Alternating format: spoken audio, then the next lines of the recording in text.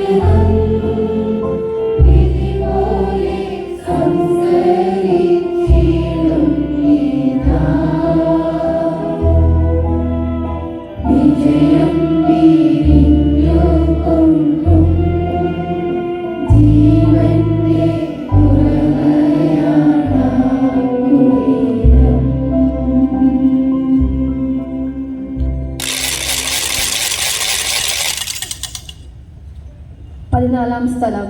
ഈശോ മിശിഹായുടെ മൃതദേഹം കല്ലറയിൽ സംസ്കരിക്കുന്നു.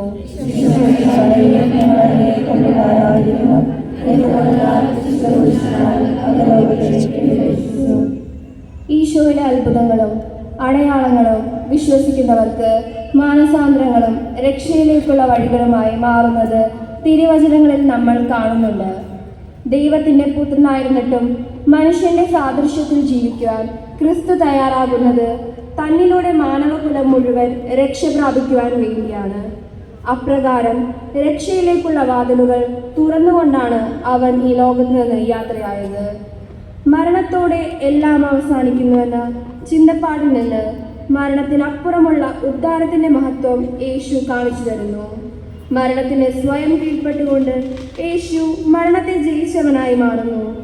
ആരെയും സംസ്കരിച്ചിട്ടില്ലാത്ത കല്ലറ ഉദ്ധാനത്തിന്റെ അത്ഭുത സാക്ഷ്യം വഹിക്കുന്ന കല്ലറയായി മാറുന്നു. യേശുവിനെ കല്ലറയിൽ അടയ്ക്കുമ്പോൾ യഹൂദരെ സംബന്ധിച്ചിടത്തോളം അവരുടെ ഏറ്റവും വലിയ ചോദ്യങ്ങൾക്കും സംശയങ്ങൾക്കും അറുതി വരികയാണ്. എന്നാൽ അത് അവസാനത്തെ നിദ്രയായി മാറുന്നില്ല. കല്ലറ എന്ന് പറയുന്ന മൃതഭവനത്തിൽ നിന്നും ജീവിതത്തിലേക്ക് നയിക്കപ്പെടുന്ന രക്ഷയിലേക്ക് കൈപിടിച്ചുയർത്തുവാൻ കല്ലറ തകർത്തുകൊണ്ട് അവൻ വരുമെന്ന വിശ്വാസം നമുക്കുണ്ടാകട്ടെ. ഇന്നത്തെ തലമുറയുടെ ചിന്താഗതികൾ പരിശോധിക്കുമ്പോൾ മരണത്തിനപ്പുറം പ്രതീക്ഷയ്ക്ക് വകയില്ലെന്ന് കരുതുന്ന പ്രത്യാശ നഷ്ടപ്പെട്ട സമൂഹത്തെ നമ്മൾ കാണുന്നു.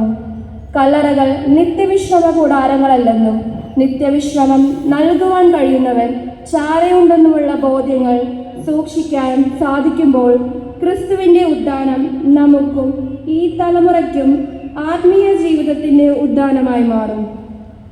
യേശുവിനെ കല്ലറയിൽ അടയ്ക്കുമ്പോൾ മൗനമായ അന്ത്യയാത്ര നൽകിയവർ, അവൻ്റെ ശരീരം സുഗന്ധദ്രവ്യങ്ങളാൽ ചുറ്റിയവർ, നിലവിളികളോടെ അവൻ്റെ കുഴിമാടത്തിങ്കൽ പ്രതീക്ഷയേറ്റ് വീണവർ, എല്ലാവർക്കും പുതിയ പ്രതീക്ഷ നൽകിക്കൊണ്ട് അവൻ മരണത്തെ ജയിച്ച് ഈ കല്ലറയിൽ നിന്ന് പുറത്തു വന്നു.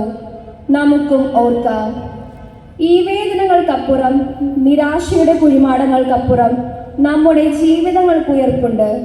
ഉയർപ്പിൻ്റെ സന്തോഷം കല്ലറയുടെ വിലാപത്തെ നിഷ്പ്രഭമാക്കുന്നു.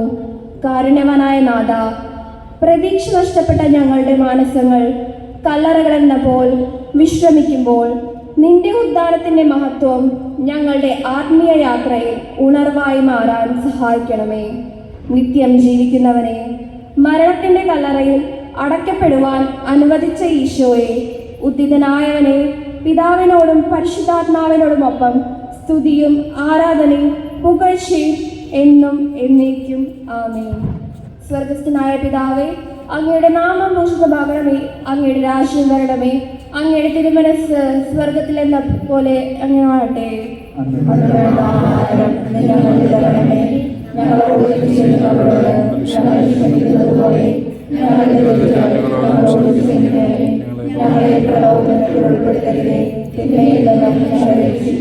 നന്മ നിറഞ്ഞ മറിയമേ, സ്വസ്തി, കർത്താവ് അങ്ങയുടെ കൂടെ സ്ത്രീകളിൽ അങ്ങ് അനുഗ്രഹിക്കപ്പെട്ടവളാകുന്നു. അങ്ങയുടെ ഉദരത്തിൻ ഫലമായി ഈശോ അനുഗ്രഹിക്കപ്പെട്ടവനാകുന്നു.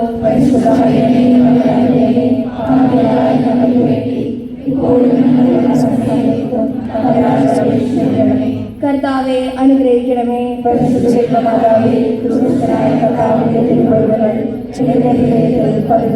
ണമേ